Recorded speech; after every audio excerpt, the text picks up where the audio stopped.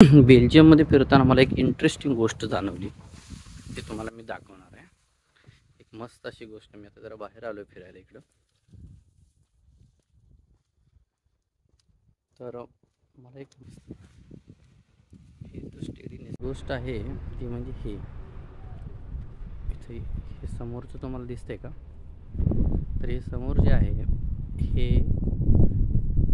एक असा बॉक्स आहे आणि त्या काचेच्या पेटीमध्ये काही बुक ठेवलेले आहेत. तर जनरली इथे सर्रास आढळतं, जेणेकरून कोणाला ज्याला बुक घ्यायचं आहे त्यानं इथे यायचं, आपलं बुक कलेक्ट करायचं जे की फ्रीमध्ये आहे, वाचन करायचं आणि परत ते इथं आणून ठेवायचं. तर आपण पण बघूया, इथं बरेच बुक आहेत. त्याची उघडण्याची पद्धत जर बघितली तर असं असतं, त्याला ग्लास पण आहे आणि अशी बुक ठेवलेली असतात. तसं बऱ्याच ऑथरची बरीच बुक आहेत आणि ही जी बुक इथं फ्रीमध्ये ठेवलेली जातात.